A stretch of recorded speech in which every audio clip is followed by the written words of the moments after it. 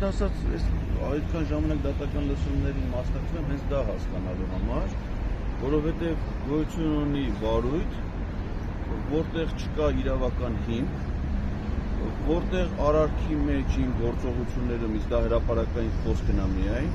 չկա որևէ հանցակազմ, այսինքն կա մի մեղադրանք, որը բացարձակապես չի համընկնում իմ գործողությունների հետ, չկա տուժող, չկա վկա, այսինքն վկա միայն այն մարդն է, որ այդ գրությունն է գրել գլխավոր դատախազին, այլ որևէ վկա չի արձակվել, որևէ այլ ապացույց, բացի YouTube-ում հայտնի հասանելի իմ ելույթներն են գոյություն, այսինքն կա միայն մեղադրյալ, այս գործում կա մենակ մեղադրյալ, ուրիշ ոչ մի բան չկա, ոչ իրավական հիմք կա, ոչ տուժող կա, ոչ նորմալ վկա կա, ես ակնհայտ է, որ սա բացի քաղաքական դատապատճառներից որևէ այլ բովանդակություն ինքը չունի, չեմ ասում, որ առաջադրված մեղադրանքը բացարձակապես որևէ առնչություն չունի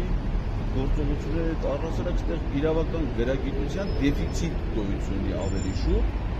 քան վարույթ իրավական հիմնավորումներով։ Եվ այսօր իմ հերթական ելույթը պետք է շարունակեմ հերթական դատականության ժամանակ եւ կարծում եմ, որ մեր փաստարկները, մոտեցումները համոզիչ կլինեն դատարանի համար կամ այս փուլում անգամ կարճելու վարույթը, կամ վերջում կայացնելու արտարացման։ Իրատեսական է կարճելը։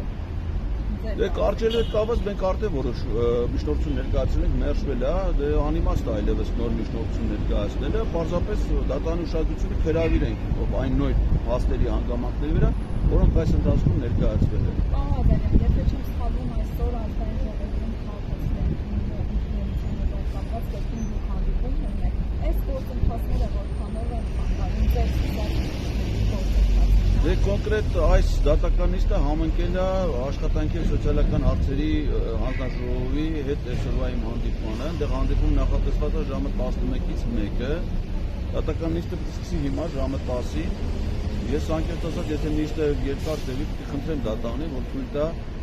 ազգային ժողովի պատգամավորների հետ են աշխատելու, որտեղ ըստ էության փոխկապակցված էլ է, դա իմ հասարակական գործունեության հետ է կապված, հուսով եմ դատարանը չի խնայի պատգամավորների եւ ինձ թույլ կտա, որպեսզի այդ հանդիպումը այդ հանձնաժողովի պատգամավորների հետ կայանա։ Եվ այստեղից անմիջապես կշտապեմ ազգային ժողով, եթե հասցնեմ։ Եթե դատականիստը շարունակվի, ապա այդ հանձնաժողովի անդամները կդառնան շահառու։ Քրկվեն այսօրվա հանդիպումից, հուսամ, որ նման բան չի լինի, դատարանը հնարավորություն կտա հիմա այլ քաղաքացիական իրավունքներ իրացնելու։